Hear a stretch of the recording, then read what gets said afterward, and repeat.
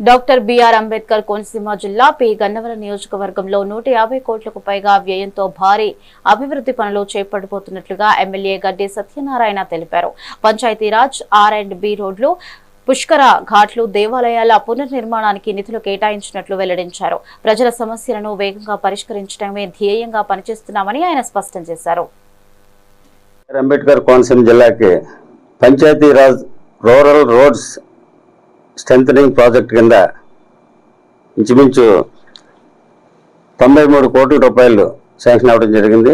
యుద్ధ ప్రాతిపదిక మీద అంటే రేపు ఎల్లుండ ఈ 16 రోడ్లు కూడా శంకుస్థాపన చేసి మన ప్రియతమ ఉప ముఖ్యమంత్రి వర్యులు పవన్ కళ్యాణ్ గారు శాఖకు సంబంధించినటువంటి ఈ రోడ్స్ కాబట్టి దీన్ని త్వరితగతిన కంప్లీట్ చేయాలనే ఉద్దేశంతో ప్రజలకి ఏ విధమైనటువంటి ఇబ్బంది లేకుండా మరి ఇంచుమించు పి గన్నవరం నియోజకవర్గంలో 80% రోడ్స్ కంప్లీట్ చేయడం జరిగింది. మరి ఈ రోడ్స్ తోటి కూడా ఇంచుమించు 90-95% కంప్లీట్ అవుతుంది. ఇవన్నీ ఏంటంటే ఏ రాజకీయ నాయకుడు చేయనటువంటి కార్యక్రమం.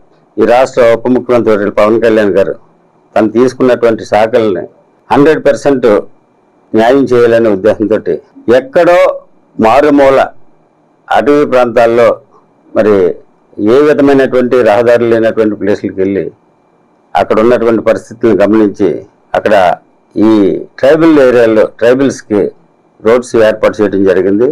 మరి ఇంతవరకు ఏ రాజకీయ నాయకుడు కూడా వాళ్ళని పట్టించుకున్నటువంటి పరిస్థితులు లేవు. డాక్టర్ బిఆర్ అంబేద్కర్ కోనసీమ జిల్లాకి Panchayati Raj rural roads strengthening project కింద ఇంచుమించు 93 కోట్ల రూపాయలు శాంక్షన్ అవ్వడం జరిగింది. యుద్ధ ప్రాతిపదిక మీద